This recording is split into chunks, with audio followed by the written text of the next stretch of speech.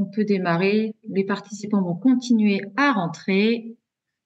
Donc, bienvenue. Bonjour à toutes et à tous. Nous sommes ravis de vous retrouver pour ce premier rendez-vous de l'ActiveBox de l'année. Et on va commencer par un petit sondage. Je te laisse le présenter, Maud. Tout à fait. On a envie de savoir ce qui a fait que vous êtes connectés avec nous ce matin. Et donc, vous allez voir s'afficher des propositions. Voilà pourquoi je suis venue ce matin. Est-ce que je suis venue chercher des idées pour structurer ma politique handicap? Est-ce que je suis à l'étranger et je m'inspirais de la France? Est-ce que j'ai juste reçu un lien Zoom? Je me suis connectée, j'ai vu de la lumière. Est-ce que je viens m'inspirer? C'est de la curiosité. Est-ce que je souhaite me professionnaliser? Je ne rate jamais les rendez-vous de l'ActiveBox. Voilà, oui, évidemment, vous avez vu, il y a plusieurs possibilités, mais on a envie de savoir ce qui vous vient. Alors, le son est mauvais, c'est ça? Je vois pour Pamela beaucoup d'interférences. Alors, mince, je ne sais pas. Je vais essayer de changer ça. Bonjour. Oh, on va voir. Ok, c'est très bien. Bon, tout le monde n'a pas les mêmes problèmes. Est-ce que vous m'entendez là? Ok, on va essayer comme ça. Si, oui, Voilà. eh ben, c'est que ça tienne. J'espère que j'ai assez de batterie, c'était mon problème. En tout cas, voilà, vous avez répondu. Peut-être qu'on laisse encore quelques secondes. Et bonjour à ceux qui nous rejoignent. Si vous nous rejoignez, oui, c'est ça, c'était plusieurs choix par personne. Et donc, on voit déjà les tendances qui se dégagent. Je cherche des idées et je souhaite me professionnaliser. Ça me rassure, ils n'ont pas juste reçu un lien. Alors, il y a 8 personnes quand même. Ouais, c'est bien. Mais c'était ça en plus. Alors, on va vous partager ça. Merci à ceux qui ont répondu. Voilà, on voit que vous êtes ici pour vous inspirer, chercher des idées pour structurer vos politiques handicap. Ça donne aussi des informations à nos intervenants du jour, une envie de professionnaliser. Et puis, on a quelques membres des fidèles des rendez-vous et on est ravis de vous revoir. Herveline, je te laisse la parole. Merci. Alors, bienvenue encore une fois à toutes et à tous. On est ravis de vous retrouver. Nous sommes à 187 participants.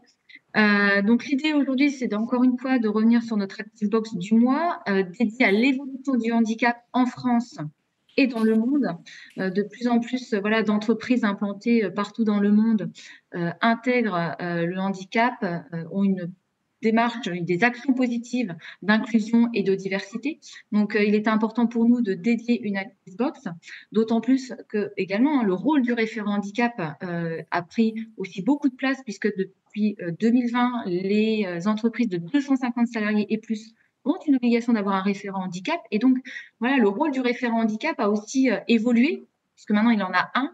Il a un rôle, une démission en entreprise.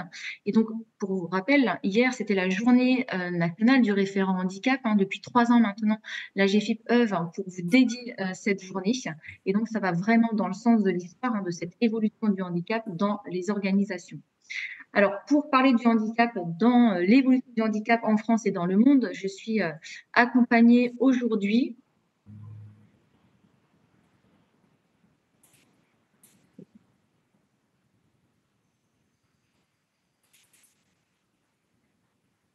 Suspense.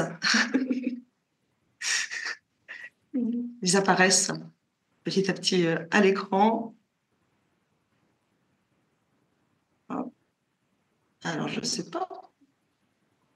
Où est passée Herveline? Du coup, je me permets de présenter nos intervenants du jour. Et il manque encore, je crois. Non, vous êtes tous là. Donc, Christian Pansard de la société Accor, Florence Dubuis de la société Carrefour, et puis Julie Feniger et Jean-Rémy Touze, donc Jean-Rémy de LVMH et Julie Feniger pour le manifeste inclusion, qui vont donc être nos intervenants et experts du jour. Alors, je ne sais pas du tout où est passée Herveline. Mais peut-être, ce que je propose, c'est que je démarre l'interview. Elle va voilà, je pense qu'elle va se déconnecter, se reconnecter. Donc, on va démarrer avec vous, Christian et Florence. Et je vous propose, je vais me rajouter avec vous. Est-ce que vous pouvez déjà vous présenter l'un et l'autre et présenter un petit peu le présent de votre entreprise à l'international, puisque c'est vraiment par rapport à ce thème qu'on vous a invité aujourd'hui. Alors, je commence. Bonjour à toutes et à tous. Donc, je m'appelle Christian Pansard. Je suis directeur de la mission handicap de Accor. Alors, Accor est un leader mondial de l'hospitalité avec 300 000 collaborateurs présents dans 110 pays. Voilà, Accor, c'est 5600 hôtels, 10 000 restaurants, 45 marques hôtelières. Voilà, présentes donc, bien sûr à l'international dans 110 pays. Bonjour, moi je suis responsable de la politique. Alors pour le coup, en termes de son, est-ce que vous entendez Florence? Moi, ça me coupe un peu.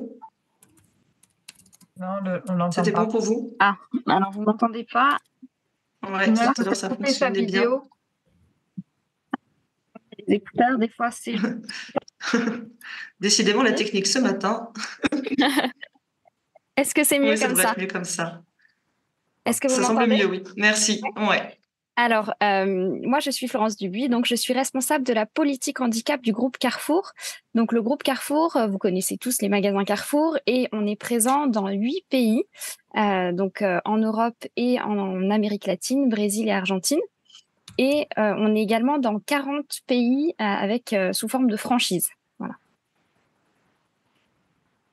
Super, merci. Et Herbeline a pu revenir. Herbeline, on a juste fait le tour de présentation et je te laisse prendre la suite de l'interview.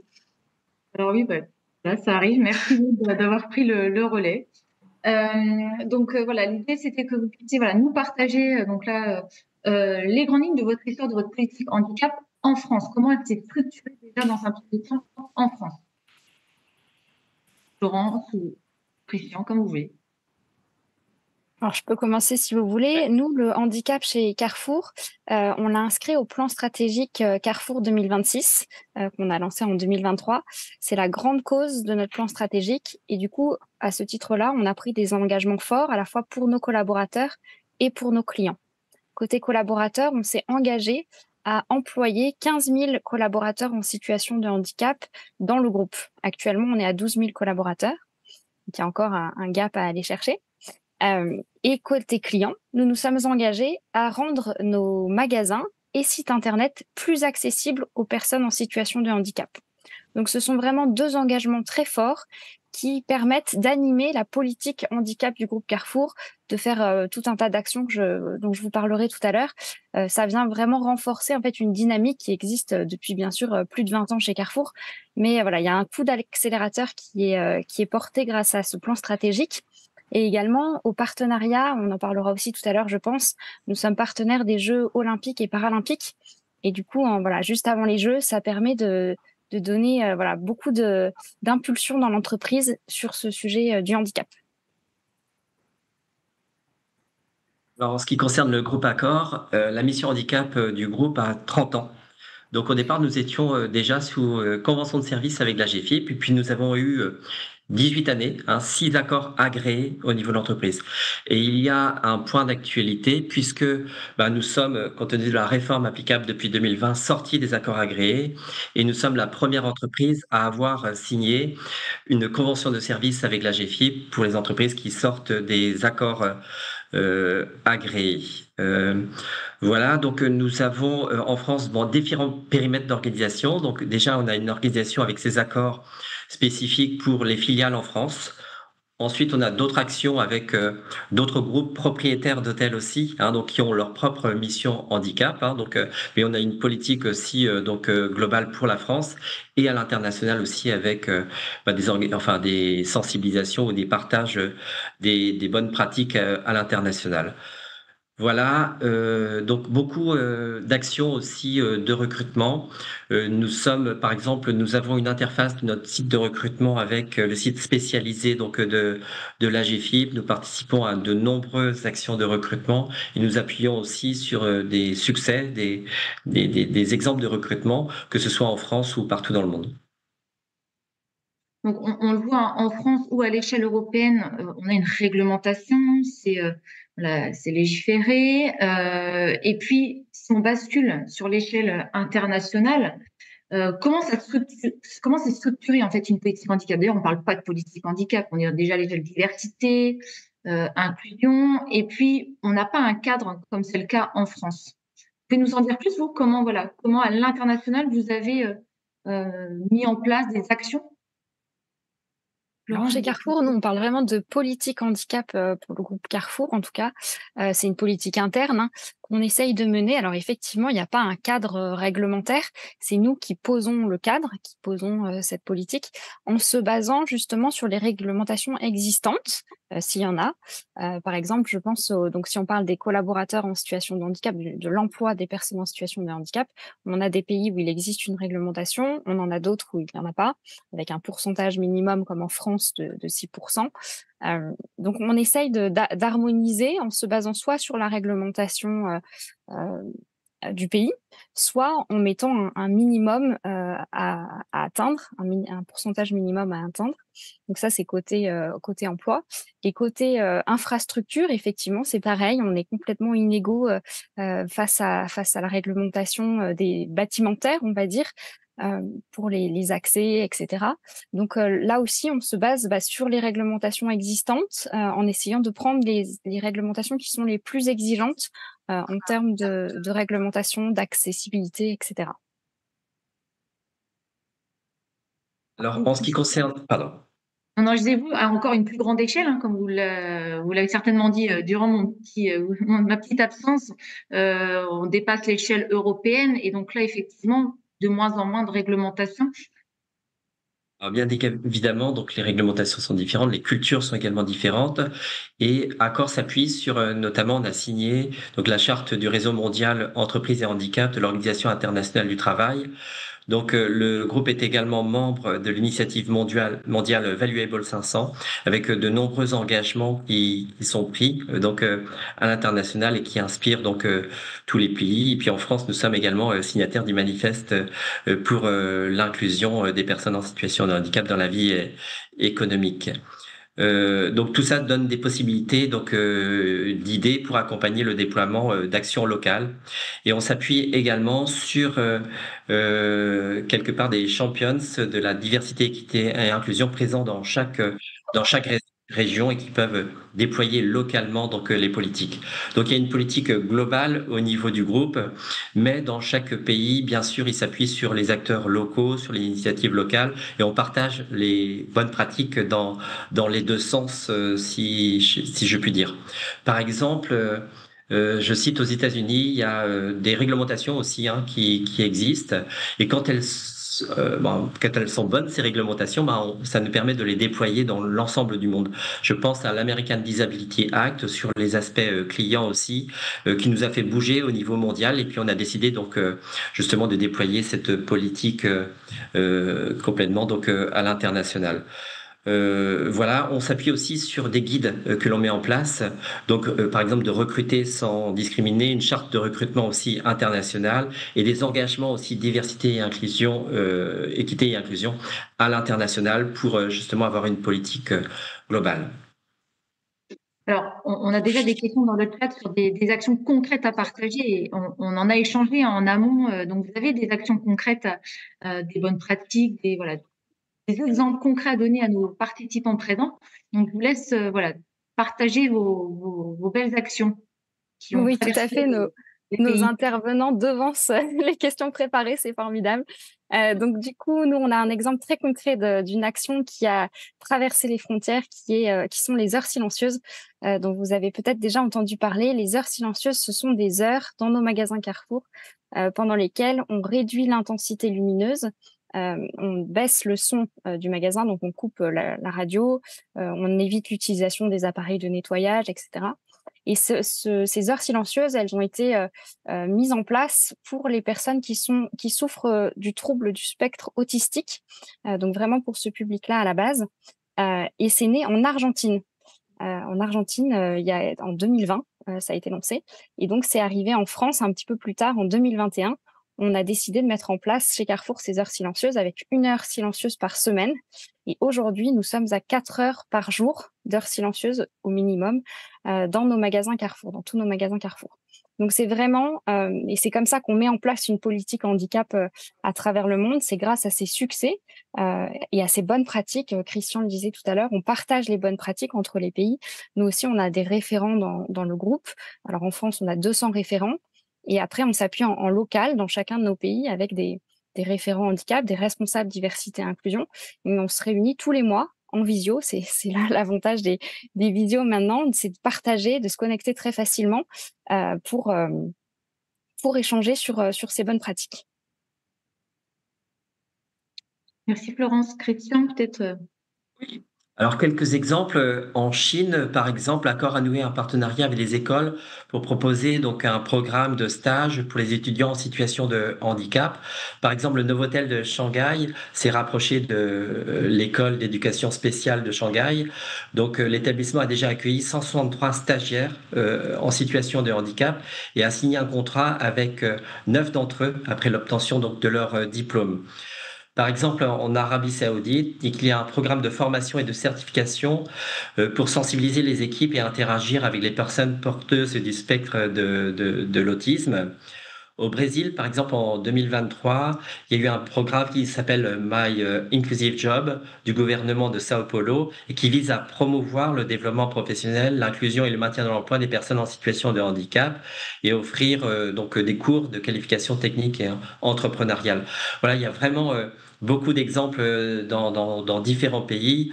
Récemment aussi au Canada, donc les hôtels Fairmont s'organisent autour de ces sujets aussi du handicap, avec un programme aussi appuyé par le gouvernement.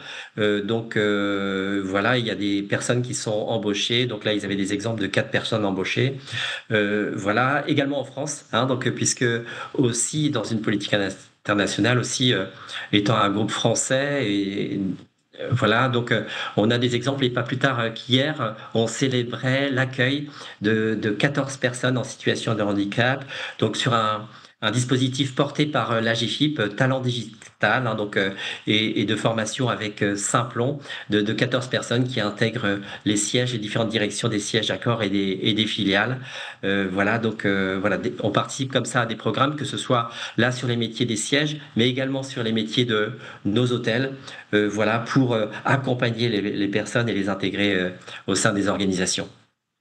Alors effectivement, on voit bien que on s'inspire des bonnes actions qui se passent dans tous les pays et on voit ce qu'on peut dupliquer. Quand on a préparé ces interviews, on a échangé et il y a 2 choses quand même qui m'ont frappé. Vous ne l'avez pas dit là, mais du coup, je vais le partager et vous pourrez le compléter. Dans vos hôtels, vous avez réussi à faire accepter partout dans le monde que des personnes malvoyantes soient accompagnées de leur chien guide.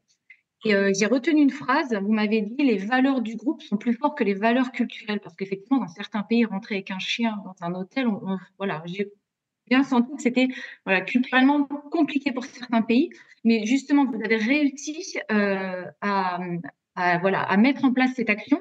Et ce que je retiens aussi, c'est le fait que il y a un service client. En fait, la politique handicap diversité, que ce soit chez vous, Florence Carrefour, ou chez vous, Christian Accor, on sent qu'il y a aussi la démarche client derrière, d'accompagner encore plus vos clients en situation de handicap. Et ça, c'est vraiment bien de le faire à la fois en interne et en externe. Donc, bravo. Mais je vous laisse compléter peut-être, Christian, pour les chiens guides. Oui. Alors, nous avons mis des critères handicap dans les standards de nos marques. Ça fonctionne bien et c'est déployé dans l'ensemble du monde pour toutes les marques. Et notamment, l'un de ces critères, c'est de pouvoir accueillir des chiens guides et d'accompagnement sans surcoût dans tous les hôtels dans le monde. Alors, c'est vrai qu'on a eu des demandes d'exception de certains pays qui nous disaient, nous, ça correspond pas à notre culture, mais on n'a pas accordé cette exception et ce standard est déployé donc dans l'ensemble du groupe. C'est vrai que des fois, il y a des différences de culture culture. Et par exemple, nos relais en Afrique nous disent que les actions qu'ils mettent en place, du coup, poussées par cette politique handicap, permet aussi de faire bouger les lignes et faire évoluer même les lois, la réglementation, parce que peut-être que le handicap est plus caché dans la culture peut-être de ce pays. Et le fait d'avoir des actions, ça montre aussi que c'est possible dans certains pays, ça fait évoluer donc les choses. Voilà, et notamment aussi sur des actions qui partent de la France. Le Duodet, on connaît tous et toutes le Duodet. On a décidé aussi de le déployer à l'international. Voilà, c'est quelque chose qui fonctionne bien en France et on s'est dit que ça pourrait être génial de le faire. Et on a plein de témoignages donc dans différents pays, donc de duos qui se sont créés, de personnes du coup qui ont intégré nos organisations et c'est vraiment génial de pouvoir avoir ces retours. Également, on profite de certains moments forts de l'année, comme la Semaine européenne de l'emploi des personnes handicapées, la Journée internationale du handicap, où on a notre semaine aussi diversité et inclusion. Et donc, ça permet de mettre des actions en place, des sensibilisations. Je pense à un concours de bande dessinée que l'on a pu faire à l'international également. Voilà, donc de partager donc des bandes dessinées justement avec différentes sensibilisations qu'il peut y avoir sur le handicap invisible, par exemple, sur l'accueil des clients en situation de handicap. Et on a on a demandé à tous les pays de nous faire des retours de dessins qu'ils pouvaient avoir, d'expériences qu'ils pouvaient avoir dans leur vie privée ou dans leur vie professionnelle. Et on a eu des magnifiques bandes dessinées faites de partout dans le monde et des remerciements surtout de personnes qui nous disaient merci de parler du handicap. Moi, je suis directement concerné ou j'ai dans mon entourage aussi des personnes en situation de handicap. Et puis, on côtoie des clients en situation de handicap partout dans le monde et c'est important donc d'avoir ces partages et d'en parler surtout, de délier les langues par rapport à ça. Alors, on a déjà quelques questions. Alors déjà des félicitations des participants, hein, en vous disant bravo, ce que vous faites, c'est super. Je vous laisserai les lire. Est-ce que vous pourriez revenir sur les acteurs qui vous accompagnent? Vous avez parlé de l'OIT.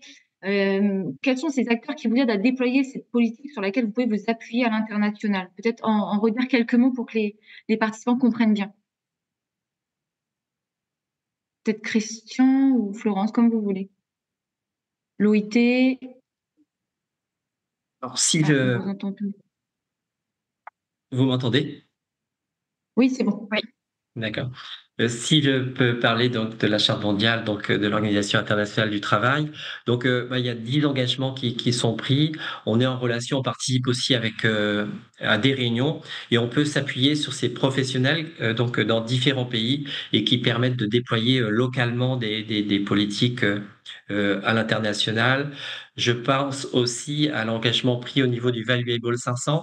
Là, l'entreprise a pris des engagements forts déjà donc de sensibiliser, de former les dirigeants de Accor, donc de les sensibiliser au handicap, et également au niveau donc de l'ensemble du groupe d'avoir une communication inclusive. Donc on travaille bien sûr sur l'accessibilité numérique, mais aussi sur la communication inclusive.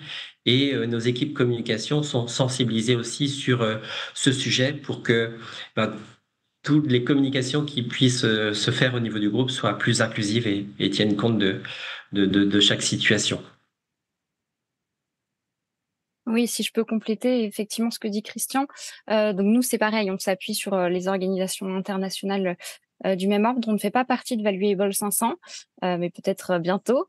Et on s'appuie effectivement sur nos référents, c'est ce que je disais tout à l'heure, nos référents locaux, pour après en fait vraiment partager les bonnes pratiques et voir ce qui peut se mettre en place dans les pays. Mais il n'existe pas de cadre réglementaire, de cadre pour cette politique handicap. Donc c'est vraiment, c'est plutôt une méthodologie où on teste des choses et si ça fonctionne, on les déploie. C'est vraiment ça, en tout cas, qui fonctionne chez Carrefour. C'est comme ça qu'on met en place des actions concrètes.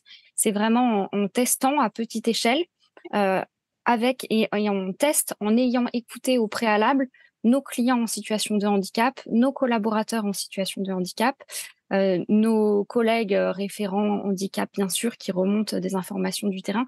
Et on s'appuie également avec les associations locales qui nous aident en fait à construire, et puis parfois qui sont à l'échelle internationale pour le coup, et qui nous aident à mettre en place ces actions et à leur donner de la valeur. Une question pour vous, Christian, et puis on reviendra sur l'impact des JO, sur les partenariats écoles. Comment vous faites concrètement? Est-ce que c'est vous qui contactez ces partenariats écoles directement? Comment vous, même en France et à l'international, comment vous faites? Déjà, par exemple, on participe à un concours vidéo étudiant qui embarque en France 70 écoles et qui produisent, enfin les étudiants produisent des vidéos donc sur différents thèmes du handicap. Donc là, ça nous permet d'avoir des liens donc avec différentes écoles. Autrement, euh, on n'a pas de partenariat direct, je dirais, avec les écoles. C'est les opportunités qui se font. Et aussi, je pense, on fait des interventions dans les écoles. Ça permet aussi, et c'est important, de sensibiliser les étudiants justement au handicap et qui fait que quand ils arriveront dans les entreprises, ils seront déjà donc un esprit ouvert sur le sujet. Voilà, je pense que c'est différentes interventions que l'on peut faire ou sensibilisation avec les écoles qui nous permettent d'avancer sur ce sujet. Alors, si on revient un peu sur les JO, avant de terminer cet échange, qu'est-ce que vous attendez voilà, quel va être l'impact, l'héritage des JO sur votre organisation dans vos entreprises? Alors, chez Carrefour, nous, on s'est engagé à laisser pour héritage vraiment d'agir sur l'accessibilité de nos magasins et de nos sites internet. C'est vraiment l'engagement qu'on a pris, et c'est ça qu'on souhaite laisser en termes d'héritage des JO. Et c'est pour ça qu'on travaille sur l'accessibilité dans nos magasins et sur nos sites internet. C'est d'amorcer vraiment et de mettre en place des actions pour transformer la société au sens large et la rendre beaucoup plus inclusive et beaucoup plus accessible. Donc, c'est pour ça qu'on a inauguré en décembre dernier notre premier magasin handi accessible à Villeneuve-la-Garenne. Donc, un magasin dans lequel le parcours d'achat est facilité pour les clients en situation de handicap. On a essayé de prendre en compte tous les types de handicap, ce qui est évidemment pas facile, mais voilà, en écoutant les clients, les associations, etc. Et on va déployer ces magasins handi accessibles d'ici les Jeux olympiques et paralympiques, donc d'ici l'été 2024. Et notre objectif, bien après les Jeux, c'est que tous nos magasins Carrefour soient des magasins handi accessibles en France et bien sûr à travers le monde. C'est vraiment cette action-là d'accessibilité que l'on souhaite inscrire et laisser en héritage après les Jeux. Et bien sûr également, en fait, quand on met en place ces magasins handi accessibles, c'est toute une entreprise qu'on sensibilise. Et donc, je crois qu'on n'a jamais autant parlé de handicap cette année grâce aux Jeux. Et en fait, c'est cette dynamique-là qu'on veut vraiment continuer à porter dans l'entreprise. Et en fait, le porter grâce à ces magasins handi accessibles, c'est formidable puisque c'est des équipes entières qui sont mobilisées sur ce sujet du handicap. Donc, c'est vraiment très concret. Et ça va rester, voilà, c'est des preuves concrètes qui vont rester et qui vont perdurer après les Jeux. En ce qui concerne Accor, donc Accor est partenaire premium des Jeux Olympiques et Paralympiques de Paris 2024, et on trouve que les Jeux Olympiques et Paralympiques sont vraiment une opportunité pour mettre une nouvelle dynamique en place sur le handicap, avec le pendant sur les actions pour l'accueil des clients en situation de handicap et également pour les collaborateurs. Donc pour cela, on a réuni un groupe de travail avec les différents métiers de Accor, aussi avec des collaborateurs en situation de handicap, de différentes situations de handicap. Je pense à Hakim Areski, qui est collaborateur Accor, qui travaille à l'accueil d'un hôtel, qui est non-voyant et qui va faire les Jeux paralympiques de Cécifoot. Je pense à une personne qui était dans mon équipe, Rose Penel, qui est malentendante, qui est sourde. Voilà. Et puis on s'appuie aussi sur Michael Jérémiaz, qui fait partie de notre All Champion Family, notre team athlète, voilà, et qui nous accompagne sur les sujets de handicap. On est ressorti de ce groupe de travail, donc des actions de sensibilisation de l'ensemble des collaborateurs des hôtels en France. C'est 30 000 à 40 000 collaborateurs dans 1700 hôtels en France. Et on a fait un e-learning avec l'Académie Accor de sensibilisation autour de vidéos, des vidéos de parcours clients en situation de handicap avec Rose Penel qui, par exemple, arrive à l'accueil, dit moi, ce qui est important, je lis sur les lèvres, c'est qu'on me parle en face de façon calme, il n'y a pas besoin de parler plus fort. La boucle magnétique aussi, des solutions qui sont très intéressantes pour nous parce que voilà, ça permet d'être connecté sur ces appareils auditifs. Voilà, donc par exemple, quand elle va dans la chambre, elle dit, moi, ma peur, c'est de louper le petit déjeuner le matin, donc un réveil vibrant, c'est très utile pour moi. Et voilà, elle fait son parcours client et c'est pareil pour d'autres situations de handicap, le handicap visuel avec Hakim Mareski qui fait son parcours, également donc le handicap moteur avec Michael Jérémiaz aussi qui a fait ce parcours et qui dit moi la chambre est géniale et tout ça donc est accessible, mais ce qui est important, voilà, il y a une table qui est au milieu, moi c'est un obstacle pour moi, je suis obligé de la bouger. Dans la salle de bain, c'est des éléments de bon sens, de bon comportement à avoir, de réflexe à avoir. Si le pommeau de douche est en haut, moi je pourrais pas l'attraper. Si les serviettes sont trop hautes, voilà, c'est des petits aménagements qui sont mis en place. Donc la sensibilisation de l'ensemble des collaborateurs. Le deuxième plan, c'est on va vers une labellisation de tous les hôtels sur tourisme et handicap.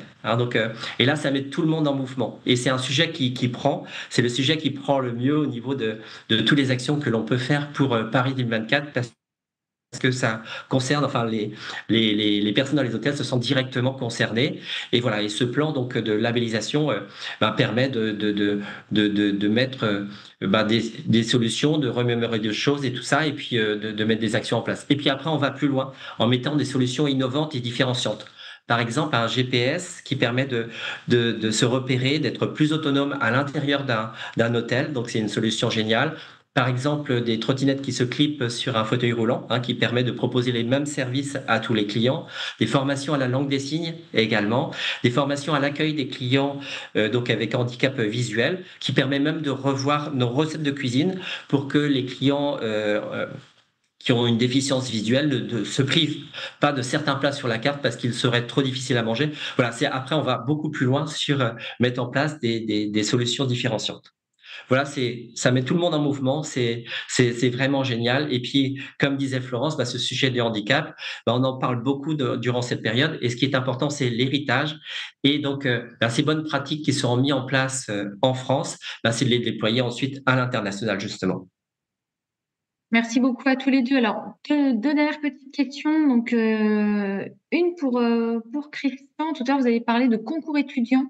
Est-ce que vous pouvez préciser de quel concours il s'agit ? Oui, alors c'est le concours étudiant Tous en scène, qui est organisé avec Tremplin Handicap. Voilà, c'est génial parce qu'on fait participer nos collaborateurs au vote sur les vidéos. Donc ça permet aussi, au travers de ces vidéos qui sont très bien faites, de sensibiliser aussi nos collaborateurs. Donc c'est le concours vidéo Tous en scène, donc organisé par Tremplin Handicap. Alors, une autre des dernières questions sur Valuable 500 et l'aide potentielle apportée pour déployer les actions en Europe. Est-ce que vous pouvez en dire plus ? Ce que c'est sur Valuable 500 et l'aide apportée pour déployer les actions en Europe. Est-ce que vous avez une aide qui vous est apportée et qu'est-ce que c'est en fait ? Oui, donc je sais que les représentants de Valuable 500 étaient présents dernièrement ici, ils sont venus nous rencontrer. Voilà, c'est des engagements que l'on a pris. Après, c'est des bonnes pratiques qui sont partagées. Ça nous permet donc de s'appuyer aussi sur ce que font les autres entreprises.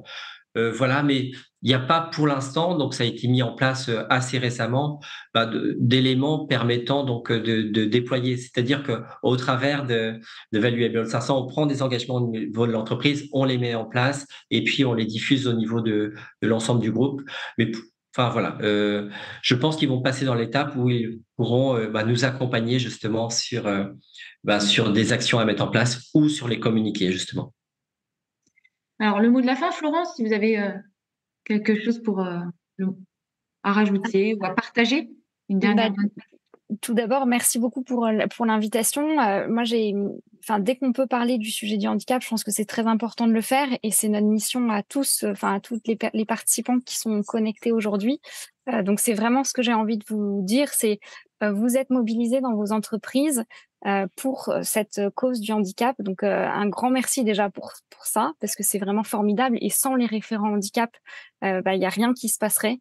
Nous, c'est vraiment vous êtes notre moteur finalement en interne. Donc, je sais très très bien que la GFIP crée ce momentum où vous pouvez tous être réunis, où on peut partager les bonnes pratiques entre entreprises.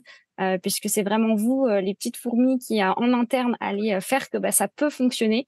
Nous, on pourra écrire toutes les politiques qu'on veut, mais si elles sont pas mises en œuvre par vous, il y aura rien qui pourra prendre. Donc, merci beaucoup d'être là, d'être acteur. Nous, voilà, on s'appuie sur ce réseau dont je parlais tout à l'heure, nos référents en France et à travers le monde. Et c'est cette énergie-là qui permet d'agir, qui permet de mettre en place des actions concrètes. Je pense qu'il faut, quand on parle du handicap, qu'on soit dans le concret et qu'on soit vraiment attentif aux besoins, que ce soit de nos collaborateurs en situation de handicap ou de nos clients en situation de handicap. Il faut qu'on soit dans cette réalité-là, cette réalité du quotidienne qui fait que voilà, c'est tous ensemble qu'on peut se mobiliser en écoutant ces besoins et agir très concrètement. Je pense que c'est la meilleure des choses qu'on peut faire pour transformer cette société. Merci Florence, merci Christian. Donc je vous laisse regarder dans le chat si vous le souhaitez. Il y a peut-être des questions ou voilà, s'il y a encore des questions, je vous laisse y répondre. Mais merci beaucoup pour vos partages d'expérience et ces mots qui donnent envie de poursuivre l'aventure. Merci. Merci à tous, merci pour l'invitation. Et puis, n'hésitez pas à nous contacter si vous avez des questions supplémentaires. Je vois qu'il y a eu pas mal de questions dans le chat. Donc, nous, on est à votre disposition avec grand plaisir pour essaimer ce qu'on pourra faire. Et c'est pas fini, donc restez bien. Déjà, Christian et Florence restent avec nous. Peut-être que il y aura encore des possibilités d'intervention. On va dans un instant passer la parole à Julie et Jean-Rémy par rapport au manifeste, mais on avait déjà envie de vous poser des questions à ce stade. Est-ce qu'il y a déjà des choses qui vous inspirent, des choses que vous retenez? Peut-être voilà, s'il y avait une chose que vous avez entendue qui vous a donné une idée, qui vous dit tiens, je pensais pas que ça se passerait comme ça, ou voilà, on aimerait bien lire un petit peu votre première collecte d'inspiration, puisque c'était des choses qui étaient venues. On voit beaucoup de remerciements. Voilà, merci Ingrid de lancer les propositions. Donc ce côté, les tests à petite échelle, la possibilité de contacter les écoles. Voilà, partagez-nous aussi que vous voulez l'idée que vous avez retenue, qui pourra aussi nourrir la deuxième partie. On attend peut-être 30 secondes pour que vous puissiez il y a toutes ces informations-là. Alors, il y a encore des questions qui sont là, on va les garder de côté pour la suite. Le concours vidéo pour engager les collaborateurs. Voilà, qu'est-ce qui vous a surpris ou qu'est-ce qui vous a inspiré? Ouais, ce côté testé. Le lien entre les actions clients et la sensibilisation des collaborateurs. Du DoD international, concours vidéo. C'est chouette, c'est aussi nourrissant pour nos intervenants de voir un petit peu les informations qui vous ont intéressé. Alors, n'hésitez pas à continuer les temps silencieux. Ouais, super. Continuez de partager comme ça ce qui vous a inspiré, ce que vous avez apprécié. Et puis, on va tout de suite repasser la parole pour notre deuxième interview à Julie et Jean-Rémy. Donc oui, on accueille donc Julie et Jean-Rémy. Ouais. Bonjour à tous les deux. Bonjour. Bonjour. Bon, dans un premier temps, je vais vous laisser aussi vous présenter à nos participants. Qui êtes-vous? Tu vas, Jean-Rémy, ou je me lance? Du coup, enchantée. Merci de nous avoir invités ce matin. Donc, moi, je suis Julie Fénigère. Je suis la déléguée générale de l'association Manifeste Inclusion. Moi, je suis Jean-Rémy Pou, je suis le responsable handicap du groupe LVMH. Donc, LVMH, c'est un peu plus petit que Carrefour et Accor. On est 200 000. On est présent dans 75 pays, partout dans le monde. Et on a 75 maisons ou marques, Louis Vuitton, Dior et compagnie. Alors, le manifeste inclusion, vous êtes intéressé à cette politique internationale. Alors, première question, pourquoi vous êtes intéressé à ces politiques internationales? Alors, déjà, pour remettre un peu de contexte, donc Manifeste Inclusion, aujourd'hui, c'est une centaine d'entreprises qui sont engagées pour l'emploi des personnes en situation de handicap. On a une approche qui est par le top management pour un engagement vraiment de toute l'entreprise. On va être à la fois un club de dirigeants et un réseau d'experts. Le réseau d'experts se voit ici ce matin, donc avec Jean-Rémy LVMH, mais aussi avec ceux que vous avez entendus avant, avec Christian et Florence, qui sont eux aussi adhérents au Manifeste Inclusion et donc qui font partie de notre réseau d'experts. Notre mission, c'est vraiment de favoriser l'échange d'expériences et de bonnes pratiques entre les entreprises. On a vraiment cette idée de dire, et je pense qu'on est tous d'accord là-dessus parce qu'on l'entendait aussi à l'URH la semaine dernière, c'est que voilà, ensemble on avance, mais enfin tout seul on peut avancer, mais ensemble on va beaucoup plus vite et on va beaucoup plus loin. Donc c'est vraiment notre volonté au manifeste, c'est vraiment de partager ensemble les bonnes pratiques pour faire avancer l'emploi des personnes en situation de handicap. Donc, on a différentes actions. On va faire des actions au niveau PDG, DG, d'information, de sensibilisation, qui est effectivement là notre club de dirigeants. Et après, on va partager via des groupes de travail les bonnes et mauvaises pratiques sur différentes thématiques. Où on va réfléchir en petits groupes à une dizaine d'experts. Ensuite, on repartage avec l'ensemble des adhérents. Ça peut prendre l'exemple de webinaires, de guides, de fiches. Et on touche différentes thématiques, comme par exemple l'accessibilité numérique, l'insertion des jeunes, l'internationalisation des politiques handicap, la neurodiversité et d'autres sujets. Donc, l'internationalisation des politiques handicap, pardon, c'est ce qui nous intéresse aujourd'hui. Donc, pourquoi on s'est lancé sur ce sujet? C'est très simple.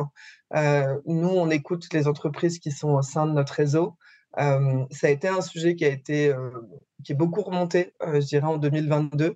Il y a eu beaucoup de questions qui ont été posées de la part des entreprises sur voilà, comment s'internationaliser, comment exporter notre politique handicap qui peut déjà être établie en France dans nos filiales à l'étranger, en prenant en compte forcément l'ADN du groupe, mais aussi les spécificités du secteur et bien entendu la culture et la législation, la perception du handicap dans ce pays.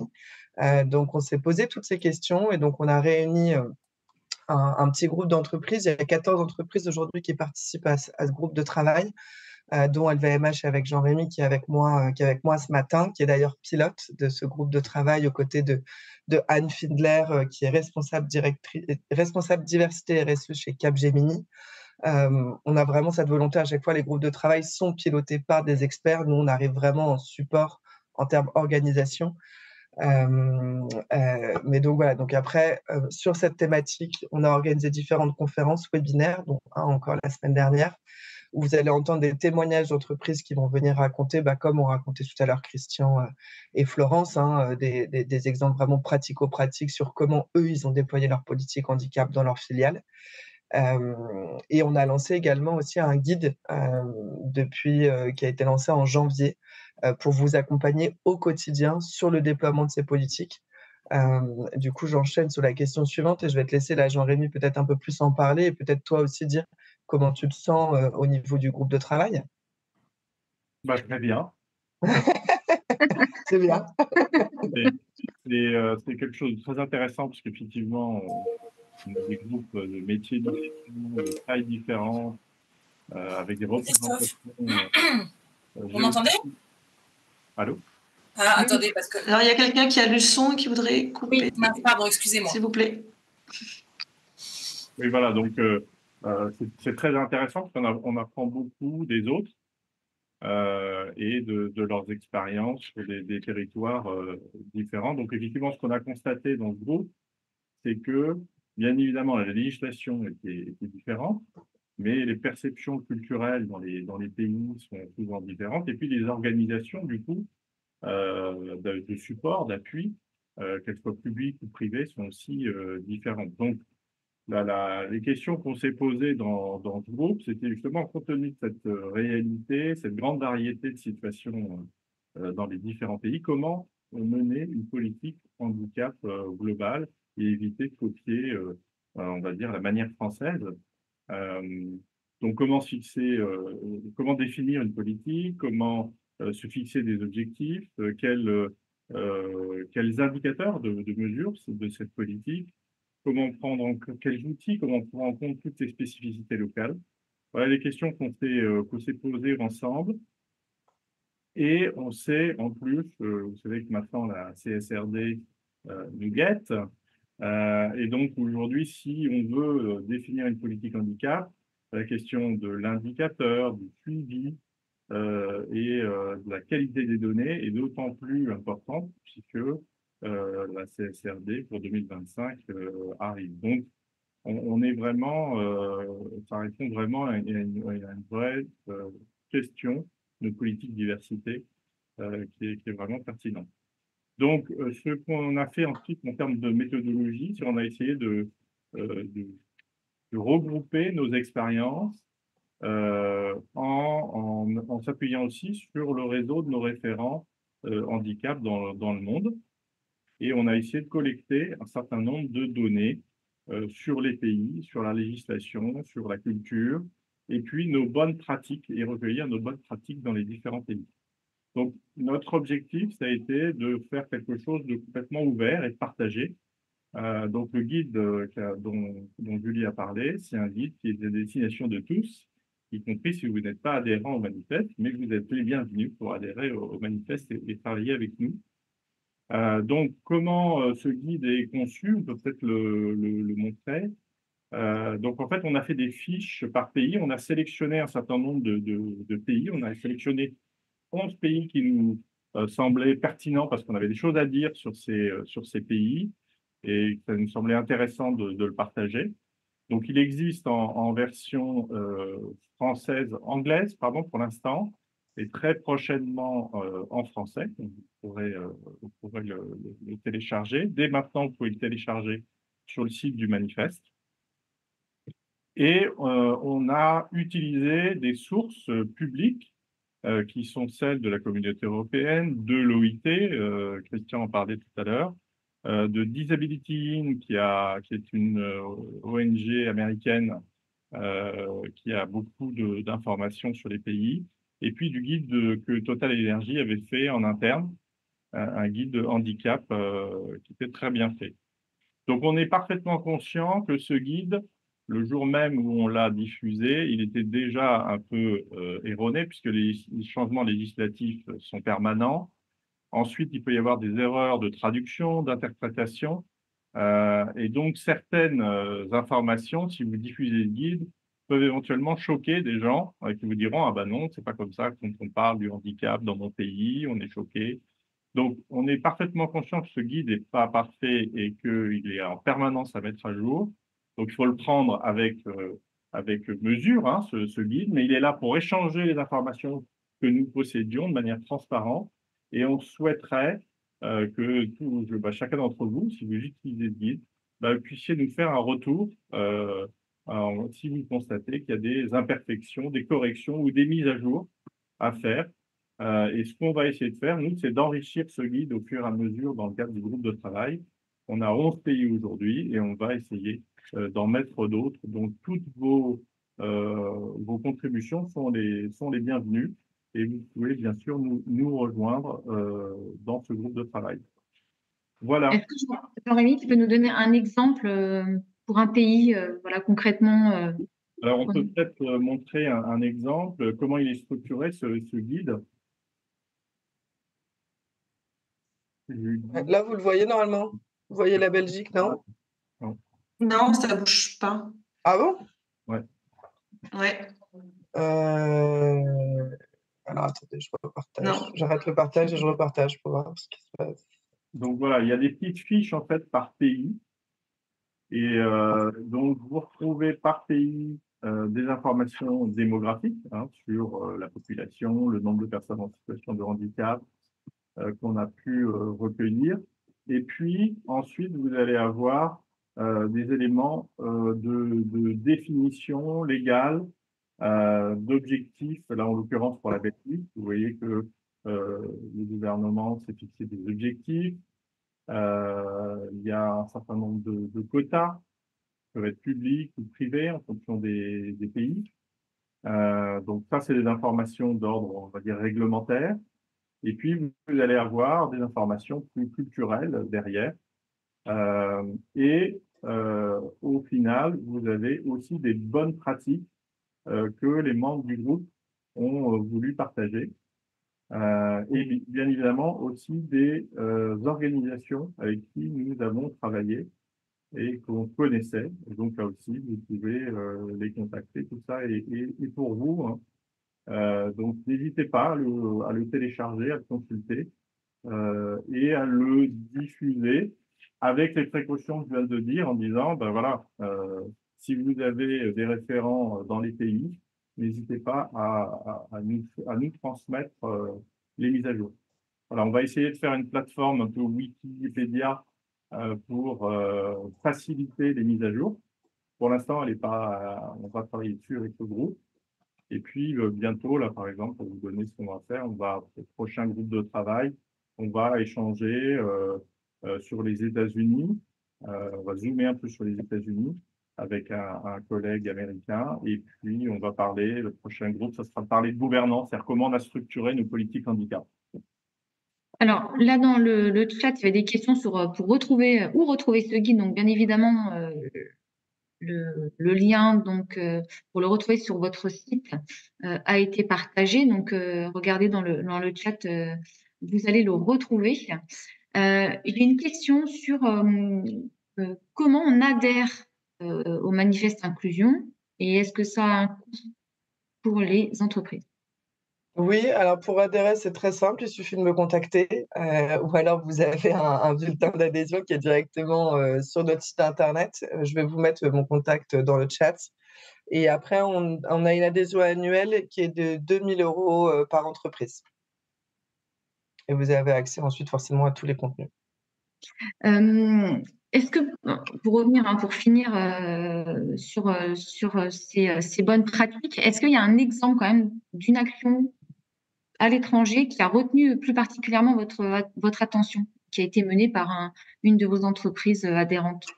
Est-ce qu'il y a un exemple dans un pays? On en a plein en fait dans le guide, hein, des exemples donc moi je peux citer en fait une expérience qui est qu'en réalité, quel que soit le pays et sa maturité sur le handicap, et là je vais prendre un exemple de la Chine, en fait, compte tenu de l'importance du handicap, 16% de la population vit avec un handicap, donc si vous prenez en compte que vous avez des salariés qui ont soit une situation de handicap, soit des frères, des parents, des enfants en situation de handicap, en réalité, on a un réseau de gens déjà sensibilisés à titre privé qui est énorme. Donc des appuis, on peut en trouver dans tous les pays. Et donc la Chine, qui n'est pas un pays qui a un quota très élevé, enfin une politique jusque-là qui était très développée, puisqu'ils ont un quota environ d'1,5%. Nous, on était à 0, hein, donc en Chine. Donc on a identifié un collègue RH qui était à titre personnel assez mature sur le sujet, à titre privé, et qui a développé un projet chez Louis Vuitton en Chine et qui a fait qu'on a recruté en 2 ans et demi 44 collaborateurs malentendants et sourds qui travaillent aujourd'hui chez Louis Vuitton à Shanghai et Pékin et qui font de la personnalisation de produits pour l'essentiel, ils font d'autres fonctions pour certains, personnalisation de produits pour les malles, les sacs Louis Vuitton. Et tout ce programme a été fait effectivement avec un partenariat avec une organisation de formation de personnes malentendantes. Et donc, on a formé des designers, en quelque sorte, de personnalisation.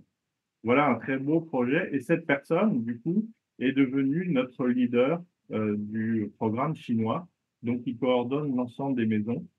C'est quelqu'un qui est vraiment... donc, ça va nous permettre de vraiment démarrer une politique en Chine. Donc, voilà un bon moyen. N'hésitez pas à identifier, solliciter. Vous en avez dans tous les pays des gens qui sont prêts à s'investir pour monter des programmes.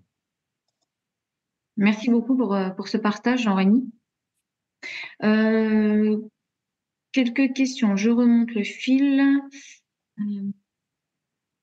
Alors, le lien de téléchargement renverrait sur une... Alors, je ne l'ai pas vérifié là en direct. Non, normalement, c'est bon. Non, c'est bon. Je vous le remets, mais... Ouais, super, Julie. Voilà, donc Julie vous a remis l'accès au guide sur leur site. Normalement, vous devriez y avoir... Oui, ça fonctionne. Ah, parfait. Écoutez, est-ce que, chers participants, vous avez encore quelques questions? C'est le moment, si vous avez une ou deux questions.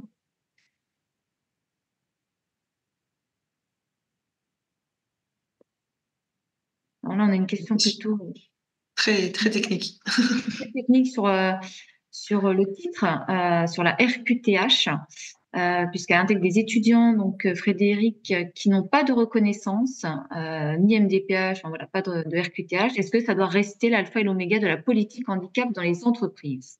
Est-ce que voilà, c'est ce type de bénéficiaire qui fait que voilà, on enclenche des actions?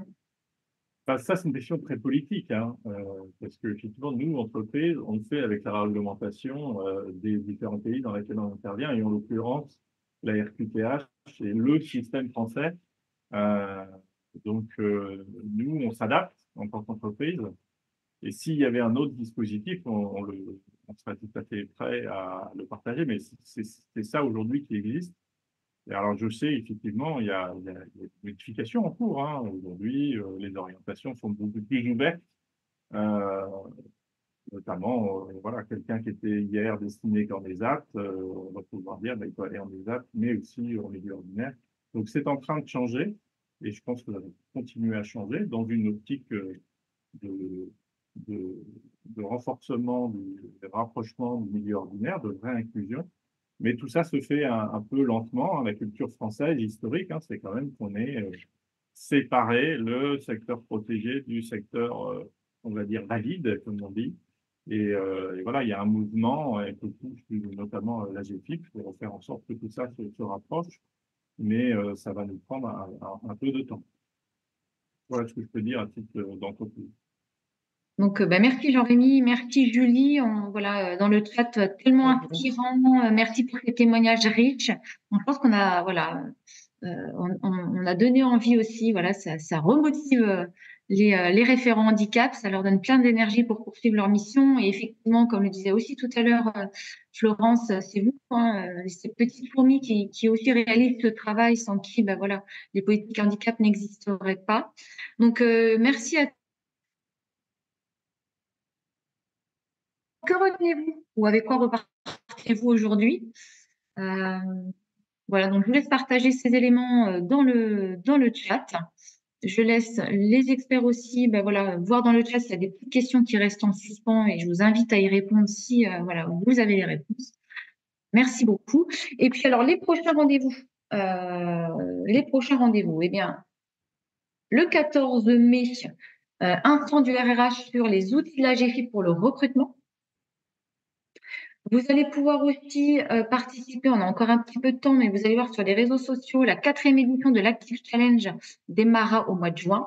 Donc, si vous êtes une entreprise qui a envie de relever ce défi, donc une sensibilisation collective, je vous invite à vous inscrire et à nous suivre sur les réseaux sociaux pour avoir toutes les informations relatives à l'Active Challenge qui se déroulera du 2 au 21 juin. Voilà, l'année dernière, 650 entreprises, plus de 25 000 collaborateurs sensibilisés.